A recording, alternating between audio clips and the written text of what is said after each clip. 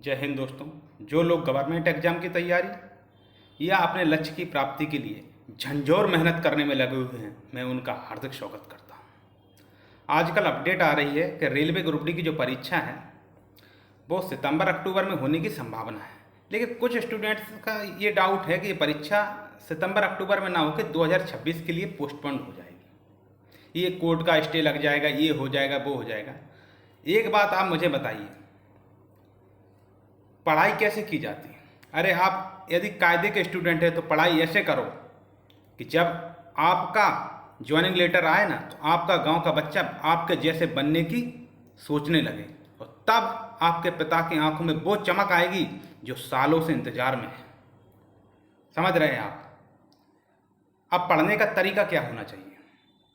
सबसे पहला तरीका जो मैं बोलूं वो नोटिस कर लेना आप। ये जो स्क्रीन पे आप देख रहे होंगे, railway group D exam date, study time table, उस हर चीज एक अलग कलर में है। ये एक अलग ये कोई अलग कलर नहीं है। ये ट्रैफिक लाइट के सिग्नल्स की तरह है। ये जो रेड कलर है ना, रेड कलर, ये रेड कलर है कि आपको इस पे इमीडिएट ध्यान देना है। जैसे ट्रैफिक लाइट में सिग्नल पार, चालान कट जाता है, वैसे अगर आप रेड कलर में जो सब्जेक्ट लिखे हैं साइंस और रीजनिंग, यदि आप इस पे इमीडिएट ध्यान नहीं देंगे तो समझ लेना ग्रुप डी में सिलेक्शन का भी चालान कट सकता है। और ये बात हम आपको आज बता रहे हैं, इसलिए आपको तैयारी का एक ऐसा तैयारी का एक देखो, साल में 365 दिन सभी के लिए होते हैं, 24 घंटा सभी के लिए होते हैं। फिर एक स्टूडेंट एक महीना तैयारी करके भी टॉप रैंक लाता है, एक बेचारा साल भर भी तैयारी करता है तो उसका रैंक नहीं आ पाता है। तो कारण क्या है? कारण है तैयारी में टेक्निकल एरर, जिसे बोलते हैं रणनीतिक भूल। जब बड़े बड़े देश आपस में लड़ाई लड़ते हैं तो क्या होता है, जैसे सेकेंड वर्ल्ड वार के बारे में आपने सुना होगा। हिटलर ने बहुत अच्छे से सेकेंड वर्ल्ड वार लड़ा, लेकिन हिटलर ने रूस में घुस के जो जर्मन आर्मी ने रसिया पे आक्रमण किया, उनकी बहुत बड़ी रणनीतिक भूल थी।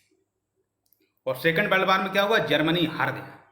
वैसे यदि आप बहुत अच्छे स्टूडेंट भी हैं, बहुत मेहनत भी करते हैं, यदि सब्जेक्ट को सीक्वेंस में लगाना और कौन से सब्जेक्ट को कब कितना टाइम देना और किस तरह पढ़ना ये नहीं जानते हैं तो सिलेक्शन नहीं होगा। एक बात बताइए, हमारे साथ क्लास में पढ़ते थे वो लड़के, वो कई लड़के ऐसे थे जो हमसे भी अच्छे नंबर लाते थे, हमसे भी टैलेंटेड थे, फिर वो कहाँ पिछड़ गए कि जो उनका एग्जाम नहीं निकला है, वो यहाँ पिछड़ गए, यहाँ, ठीक है, और कुछ यहाँ पिछड़ गए। ये देखिए, हमने रुको 2 सर्कल बनाते हैं, एक तो यहाँ पिछड़ गए और कुछ यहाँ पिछड़ जाते हैं, ठीक है, 2 जगह। अब पूछिए अलग अलग कैसे? देखिए, ये जो है रेलवे ग्रुप डी की एग्जाम डेट, ये है ना, अगर आप ये लगे रहेंगे कि सितंबर में होगी, अक्टूबर में होगी, 2026 में होगी, तो हम एक बात आपसे पूछना चाहते हैं, 2026 कितने साल बाद आने वाली है भाई? कब आएगी? 5 साल बाद आ जाएगी 2026? अरे आना होगी, आएगी। आपको तो एग्जाम से मतलब है। आप ये समझिए एग्जाम हमारा नेक्स्ट मंथ है, उस हिसाब से तैयारी कीजिए। और उस हिसाब से तैयारी करना, तो ये देखिए, ये जो स्टडी टाइम टेबल लिखा है ना, ये रेड कलर में क्या लिखा है? ये ट्रैफिक की रेड सिग्नल है। यदि आप स्टडी का सही से टाइम टेबल नहीं बनाइएगा, सब्जेक्ट को पढ़ने का सीक्वेंस नहीं बनाइएगा, और सब्जेक्ट में क्या पढ़ना है, क्या छोड़ना है, और हर सब्जेक्ट को अलग अलग तरीके से कैसे डील करना है, ये नहीं समझोगे, सिलेक्शन नहीं होगा। और ये समझोगे ना तो तुम फिर ये पूछोगे कि कौन सी जॉब करें भैया, हमसे कमेंट पे पूछोगे। जब पहले हमारा भी सिलेक्शन नहीं हो रहा था 2016-17 में, लेकिन जब चीज़ें हम एक बार समझना चालू कर दिए, तो जब हम रेलवे ग्रुप डी की जॉब करते थे, आरआरबी ग्रुप डी, तब हमारे पास 2 और ऑप्शन थे। यूपी पुलिस ग्रुप डी की तो हमने ज्वाइनिंग कर ली थी, यूपी पुलिस और एसएससी जीडी। जहां जिस लड़के का सिलेक्शन नहीं हो रहा था पहले, उसकी 3-3 नौकरी के लिए ज्वाइनिंग लेटर एक तरीके से। इसमें तो मेरे 92 नंबर थे, एसएससी जीडी में 92 नंबर 100 में से। तब 80 का नहीं होता था, तब 100 का होता था। तो कैसे? यही प्रॉपर स्ट्रेटजी है। इसे हम देखो आज आपको समझाते हैं, आप इसका फर्क देखना। देखिए, ये जो रेड में लिखा हुआ है, मतलब इस पे आपको इमीडिएट इस वीडियो देखने के बाद सबसे पहले इन सब्जेक्ट पे ध्यान देना है। तो इनमें क्या है, देखो साइंस, हाँ, जैसे और टीचर और स्टडी और स्ट्रेटजी वीडियो देखना, आप रणनीतिक वीडियो यूट्यूब पे खोल के देखना, आपको सैकड़ों रणनीतिक वीडियो मिलेंगी। लेकिन कभी भी किसी भी रणनीतिक वीडियो में सब्जेक्ट का नाम ऐसे नहीं लिखा होगा, साइंस के सामने प्रॉपर लगा हो, रीजनिंग के पहले प्रैक्टिस लगा हो, मैथ के बाद कॉन्सेप्ट लगा हो, और करंट अफेयर्स को काले में लिखा हो। ऐसा रणनीतिक वीडियो आप ढूंढ के बता देना यूट्यूब पे, हमें कमेंट में कर देना, ठीक है। तो इसमें क्या अंतर है, साइंस के सामने जो प्रॉपर लगा है ना, ये प्रॉपर इस बात का है, ये जो ये प्रॉपर है कि ग्रुप डी में साइंस कितने नंबर का आ रहा है, 25 नंबर का, ठीक है। अब 25 नंबर का साइंस ग्रुप डी में आ रहा है, और इसके अलावा ये जनरल नॉलेज में भी साइंस, आप लूसेंट तो सभी ने पढ़ा होगा, लूसेंट में साइंस दिया रहता है, वो एक जनरल नॉलेज का ही साइंस है, क्या है। लेकिन फिर भी ग्रुप डी में क्या है, साइंस की एक अलग ही इमेज है, एक अलग ही इमेज है साइंस की ग्रुप डी में। तो साइंस को कैसे पढ़ना है, पहले साइंस को पढ़ने का तरीका समझिए। साइंस को पढ़ना है प्रॉपर, एकदम प्रॉपर। प्रॉपर का मतलब आप पहले तो किसी टीचर का वीडियो देखिए, जैसे हमने सबसे पहले अपना यूट्यूब चैनल शुरू किया है, तो आप सबसे पहले बायोलॉजी पढ़ाना क्यों शुरू किया है, क्योंकि क्वेश्चन यहीं से पूछे जाएंगे और डायरेक्ट क्वेश्चन उठेंगे। उसके बाद आपको फिजिक्स पे ध्यान देना, उसके बाद केमिस्ट्री पे। अगर कोई हमसे पूछे ग्रुप डी की तैयारी अगर हमें फिर से करना पड़े, तो कोई कहे इतिहास पढ़ लो, भूगोल पढ़ लो, अर्थव्यवस्था पढ़ लो, राज्यव्यवस्था पढ़ लो, करंट अफेयर्स पढ़ लो, हम कहेंगे नहीं, सबसे पहले हम बायोलॉजी पढ़ेंगे, फिर फिजिक्स पढ़ेंगे, फिर केमिस्ट्री पढ़ेंगे, और यहाँ में से 25 में नंबर उठाएंगे हम, 22 या 20 से तो कम आना ही नहीं है, ठीक है। ऐसी तैयारी करो।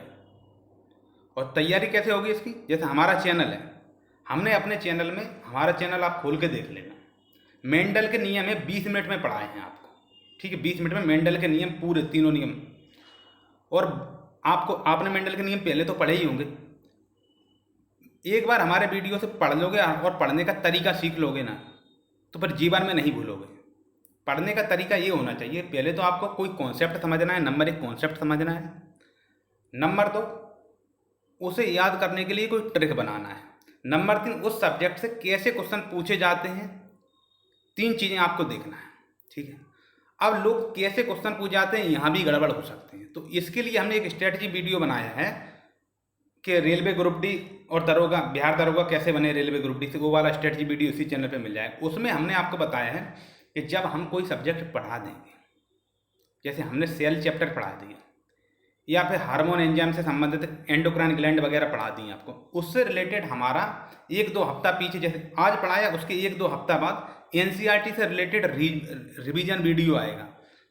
पढ़ेंगे हम पीडीएफ से, लेकिन रिवीजन करेंगे एनसीईआरटी से, क्योंकि जो ग्रुप डी की परीक्षा को आप समझिए, एनसीईआरटी कहाँ पढ़ते हैं, एनसीईआरटी ज़्यादातर वो लोग पढ़ते हैं जो आईएएस वगैरह की तैयारी करते हैं, या फिर PSC, Bihar PSC, MP PSC, UP PSC करते हैं, वो लोग एनसीईआरटी पढ़ते हैं, ठीक है।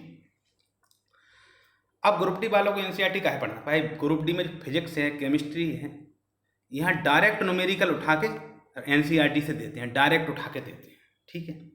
एक बात पूछोगे, ग्रुप डी तो बहुत सारा है, जैसे हमारे एक मित्र भी बोल रहे थे, भाई ग्रुप डी आप हमारे वीडियो में लिखा रहता है railway group D BPSC special, कहाँ बीपीएससी, कहाँ ग्रुप डी। हमने कहा आपने एक बार ग्रुप डी का पेपर उठा के देखा है, ग्रुप डी का पेपर कठिन क्यों हो रहा है, उसका कारण आपको समझाते हैं। जो लोग ये देख रहा है 2026 में एग्जाम है, 1 महीना, आप समझिए ग्रुप डी का एग्जाम कोई एक शिफ्ट में नहीं होता है, हर दिन में 3 शिफ्ट होती है, उसका 1 से 1.5 महीना 2 महीना तक एग्जाम चलता है। तो जैसे जैसे जैसे डिले होगा, ग्रुप डी का पेपर पूछने का तरीका बदल जाएगा। आपको लोग कहते हैं पेपर कठिन हो जाता, कठिन नहीं होता।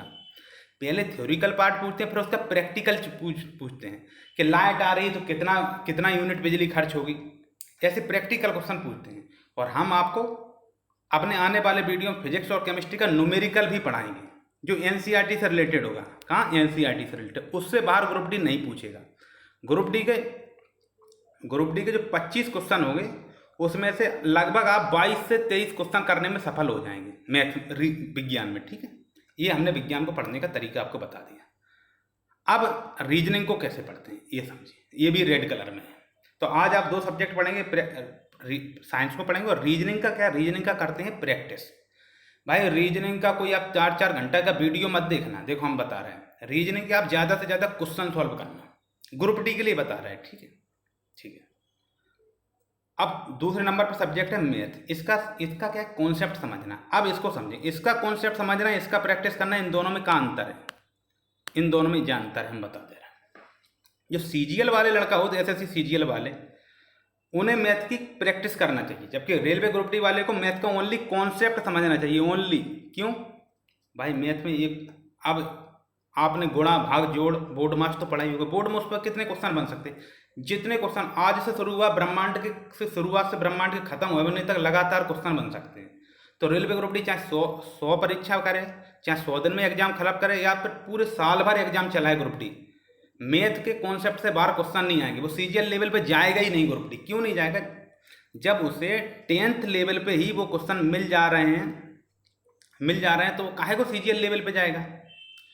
और ग्रुप डी, और जो साइंस में क्या होता है, साइंस का क्या लिमिटेड होता है। अब बताइए, साइंस से 2500 मतलब 100 शिफ्टें हुई हैं, तो एक शिफ्ट में साइंस के 25 क्वेश्चन पूछे, तो 100 शिफ्ट में 2500 क्वेश्चन कहाँ से लाएगा। टुच्चू मुच्चू क्वेश्चन तो थोड़ी पूछेगा आपसे।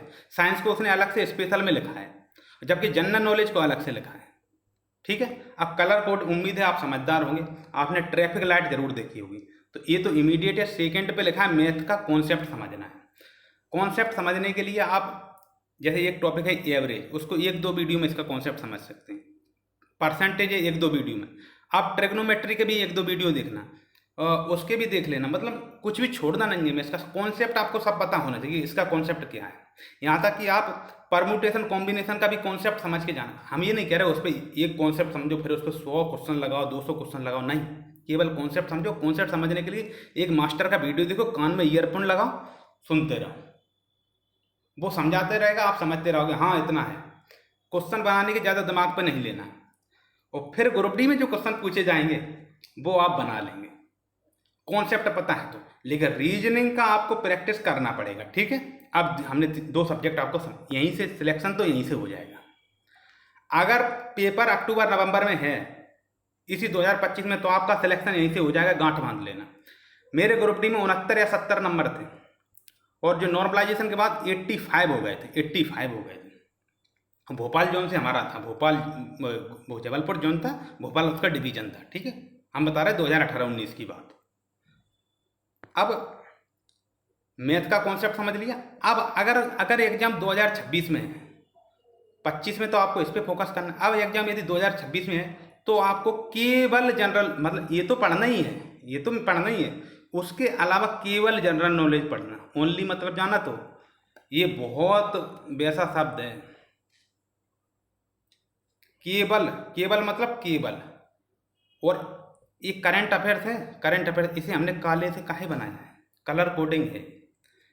जिसने करंट अफेयर्स पढ़ना चालू किया, ये काला कलर नहीं है, उसी दिन से उसका काला दिन चालू हो जाएगा, काला दिन चालू हो जाएगा। समझ गए। डी डे कैसे कहते हैं, जब मित्र राष्ट्रों की सेनाएं नॉर्मैंडी में उतरी थी, उसे डी डे कैसे हैं। इसे आप ब्लैक डे समझ लेना, इसे बी डे समझ लेना, बी डे, ब्लैक डे। पूछो करंट अफेयर्स की इतनी बुराई, करंट अफेयर्स से डायरेक्ट करंट अफेयर्स की बुराई नहीं कर रहे, देखो लॉजिक बताते हैं इसका। कहा जनरल नॉलेज में आपने पढ़ा कि राजा अकबर, बादशाह अकबर ने ये किया था, शाहजहां ने ताजमहल बनवाया, बादशाह औरंगजेब की संभाजी की लड़ाई हुई थी 1689 में, संभाजी राजा को औरंगजेब ने दुर्दांत हत्या कर दी थी। आपने समझ लिया। अब संभाजी का अब एक सिलेबस थोड़ी बदल जाएगा, नहीं, हाँ इस ग्रुप डी में तो संभाजी की हत्या औरंगजेब ने की थी, ठीक है, लेकिन भाई बिहार पीएससी में संभाजी की हत्या अकबर करेंगे, ऐसा तो नहीं होगा ना। तो जनरल नॉलेज की चीज़ें लगभग स्थिर रहती हैं। अच्छा, हमारा संविधान 26 जनवरी 1950 को लागू हुआ था, ऐसा तो नहीं है आईएएस के पेपर में वो 27 जनवरी 1947 को लागू हो जाता होगा, ऐसा तो नहीं है ना। लेकिन करंट अफेयर्स एक ऐसी चीज़ है जो हर साल बदलती है। पहले हमारे राष्ट्रपति रामनाथ कोविंद थे, अब द्रौपदी मुर्मू बन गई, अभी उपराष्ट्रपति ने इस्तीफा दे दिया। ये क्या है, ये करंट अफेयर्स है। अब जब बताइए आपका रेलवे ग्रुप डी का एग्जाम कहीं 2026 में हुआ, तो आज का करंट अफेयर्स तो लगभग उसका वैल्यू तो कम हो जाएगा। और जैसे ग्रुप डी के बाद भी मान लो हमने ग्रुप डी के बाद बिहार दरोगा दिया, फिर आप भी कहीं बिहार दरोगा दें, या आप भी Bihar PSC, MP PSC, UP PSC और भी एग्जाम देंगे, तो ये करंट अफेयर्स का उतना रिलेवेंट नहीं रहेगा। ठीक है। तो ग्रुप डी का सिलेक्शन आपको यहीं से हो जाएगा। ठीक है। अगर 25 में दे रहे हो तो इस पर ज़्यादा फोकस करो और प्रैक्टिस सेट मारते रहो। प्रैक्टिस सेट में 2-4 करंट अफेयर्स का नॉलेज। अच्छा, हम बिहार दारोगा का आए हैं, आज आपको ये बात पूरी बता दें, अपनी डिटेल से बात बता रहे हैं। हम बिहार दारोगा का हैं। देखो, हम ग्रुप डी की नौकरी करते थे, उसके साथ बिहार दारोगा का कोई एक रंजन करके थे, हमने ऑनलाइन उनका टेस्ट सीरीज खरीदा था। उनके 100-150 लोग उनके टेस्ट सीरीज देते थे, ज़्यादा नहीं, बहुत बड़े फेमस सेलिब्रिटी नहीं थे, 100-150 उनके देते थे उस टाइम पे, 2019 में हम बता रहे हैं। तो क्या है, उस टाइम पे हमारे 100 में से आते थे कितने नंबर, लगभग 78, 75 से 80 के बीच में नंबर आ रहे 100 में से हमारे। कुछ लड़कों, और हमारी रैंक आती थी 100 में से 6वें या 7वें नंबर में हमारी रैंक आ जाती थी। तो हमने सोचा जो हमसे टॉप 5 लड़का है वो हमसे आगे कैसे। तो एक बार फिर पूरा सा टेस्ट सीरीज का रिव्यू किया, तो हमने जो लड़का का नंबर बहुत अच्छा आ रहा था, कोई मोहम्मद हामिद, अलग ही ऐसा ही नाम था, कुछ मोहम्मद आरिफ कुछ ऐसा, हमने सोचा उसे कॉल करते हैं। लेकिन फिर हम रुक गए, पूरा क्वेश्चन मिलाया हमने, पूरा क्वेश्चन उसका मिलाया, ठीक है। तो देखा भाई हमारे नंबर 2 जगह से नहीं बन रहे थे। एक तो हमारे सर क्या करते थे, 100 में से 85 क्वेश्चन तो जीके से पूछते थे, 85 क्वेश्चन जीके से, क्योंकि बिहार दरोगा में जीके ज़्यादा आती है।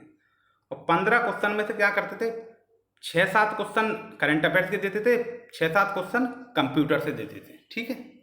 और हमने पुराने पेपर उठा के देखा था कि उसमें करंट अफेयर्स नहीं पूछा जाता था। रेलवे ग्रुप डी मेंस, इसकी बिहार दरोगा मेंस की बता रहे हैं हम ये बात, ठीक है। उसमें बिहार दरोगा मेंस में करंट अफेयर्स नहीं पूछा जाता है, समझ रहे हैं हम करंट अफेयर्स की इतनी बुराई क्या कर रहे हैं, ठीक है। तो कहा भाव, एक दिन मास्टर ने क्या किया, 100 में से 1 या 2 नंबर का करंट अफेयर्स और 1 या 2 नंबर का कंप्यूटर से संबंधित पूछा। मतलब 96 क्वेश्चन उनने कैसे पूछे, जीके से पूछे। उस दिन मेरे नंबर पता कितने थे, 94 नंबर थे, 94, ठीक है। तब हमें ये बात समझ में आ गई कि हम पीछे कहीं नहीं हैं, हम उन चीज़ों में पीछे हैं जो हम नहीं पढ़ते। हम क्या नहीं पढ़ते थे, हम करंट अफेयर्स नहीं पढ़ते थे और कंप्यूटर नहीं पढ़ते थे, क्योंकि हमें पता था बिहार दरोगा में मेंस में 1-2 नंबर के पूछे जाते हैं, उससे कोई इफेक्ट नहीं पड़ना है, ठीक है। तो सब्जेक्ट को चूज करना बहुत ज़रूरत है।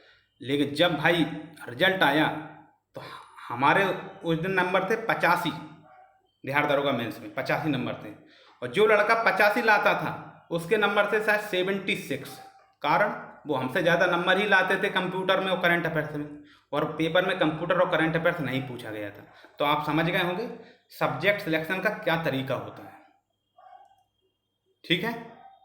अब हम आपसे उम्मीद करते हैं कि आप सारी बातें समझ गए होंगे। हाँ, हमारे यूट्यूब चैनल पे कैसे चीज़ें पढ़ाई जा रही हैं, हम चीज़ों को पढ़ाने से ज़्यादा उन्हें याद कराने पे भरोसा रखते हैं, क्योंकि चीज़ जो एग्ज़ाम है, देखो कुछ लड़का कह रहे हैं ना 2026 में एग्ज़ाम हो सका। अरे 2026 में क्या, 2027 में होगा, हमारा सिलेक्शन हो रहा हो तो हम कूल माइंड रहेंगे, हम टेंशन नहीं लेंगे। कारण आप चीज़ों को ऐसे पढ़ो कि आप एक बार पढ़ लो तो 2 से 3 साल बाद भी आपको याद रहे। आप मतलब 12th में हमारे एक टीचर ने पढ़ाया था, केमिस्ट्री हमने पढ़ी थी 12th में, मैथ लिया था तो उसमें केमिस्ट्री भी था। केमिस्ट्री पढ़ी तो पीरियोडिक टेबल में उन्होंने हमें याद कराया था कि बेटा मांगे कार स्कूटर बाप राजी, ये ट्रिक्स होती हैं। और 2016-17 में हमने ऐसे याद किया था, वो जैसे अभी एक चर्चा चल रही थी कि राजा भोज और गंगू तेली की कोई तुलना कर रहा था। तो जैसे राजा भोज का नाम सुना तो हमारे दिमाग में आया कि आद्य धारा निराधारा निरालंबाना सरस्वती पंडिता खंडता सर्वे भोज राजे दिवंगते। तो चीज़ों को एक सीक्वेंस में जब तुम याद कर लोगे, जैसे अभी पाकिस्तान और भारत की लड़ाई चल रही, ये पूछा जाएगा इनमें से कौन सा राज्य पाकिस्तान से सीमा साझा नहीं करता है, और 4 राज्य दे देंगे आपको, पंजाब, ठीक है, पंजाब के बाद दे देगा हिमाचल प्रदेश, ठीक है, जम्मू कश्मीर और राजस्थान। कौन सा राज्य इनमें से उससे सीमा साझा नहीं, हालांकि जम्मू कश्मीर अब केंद्र शासित प्रदेश है, तो हिमाचल प्रदेश नहीं करता है सीमा साझा, ये गलत है। पूछो काहे नहीं करता सीमा साझा, हमने एक ट्रिक से याद किया था, पंगू राज, 4 राज्य पाकिस्तान से सीमा साझा करते हैं, पंजाब, गुजरात, राजस्थान, जम्मू कश्मीर। जो जम्मू कश्मीर अब क्या होगा, 5 अगस्त 2019 को जो आया था ना, जो संशोधन हटाया 370, उसके तहत जम्मू कश्मीर का केंद्र शासित प्रदेश बन गया है, राज्य नहीं है। ये भी क्वेश्चन पूछ सकते हैं भाई। इनमें से अब अगर ये पूछ लें कहाँ, इनमें से अब हम क्वेश्चन पूछ रहे हैं आपसे, इनमें से कौन सा राज्य पाकिस्तान से सीमा साझा नहीं करता, बताइए। पंजाब, गुजरात, राजस्थान, जम्मू कश्मीर। अब आप तो कहोगे चारों तो पाकिस्तान से सीमा साझा करते हैं। अरे भाई ये तीनों तो राज्य हैं, राज्य नहीं है, जब केंद्र शासित प्रदेश हैं। ये अलर्टनेस आप में होना चाहिए जब, और यही हम अपने वीडियो में आपको क्या है, पहले तो कॉन्सेप्ट समझा देते हैं, फिर उसके बाद हम आपको ट्रिक से याद कराते हैं। जैसे हमने पूरे एंडोक्राइन सिस्टम को याद कराया कि एक बार चाय वाले भैया की दुकान पे गए, हमने उनसे बोला hi please pass the test and perfect omelette taste. अगर आप ये वीडियो देख लोगे, इतनी सी बात से आपको एंडोक्राइन सिस्टम हमेशा के लाना याद हो जाएगा, जीवन भर के लाना याद हो जाएगा, ठीक है। नहीं तो आपने जो चीज़ 3 दिन पहले, 4 दिन पहले, 5 दिन पहले जो चीज़ें पढ़ी वो भी आज अपन को याद है, अपन बता सकते हैं 100%? नहीं बता सकते। कारण क्योंकि हम चीज़ें जल्दी जल्दी में पढ़ लेते हैं, समझ लेते हैं, समझी हुई चीज़ें भी भूल जाते हैं जब तक उन्हें किसी ट्रिक से ऐसे लिंक नहीं करिएगा तो। समझ रहे? उम्मीद है आपको हमारी बात समझ में आई होगी। चैनल को सब्सक्राइब कर लें और 1 साल के अंदर इतिहास, भूगोल, अर्थव्यवस्था, राजव्यवस्था, सामान्य विज्ञान और आपका जो नैनो टेक्नोलॉजी, रक्षा प्रौद्योगिकी, इन पर सब पे वीडियो आ जाएंगे 1 साल के अंदर, ठीक है। धन्यवाद। उम्मीद है आपका सिलेक्शन हो जाए, हम ईश्वर से यही दुआ करते हैं।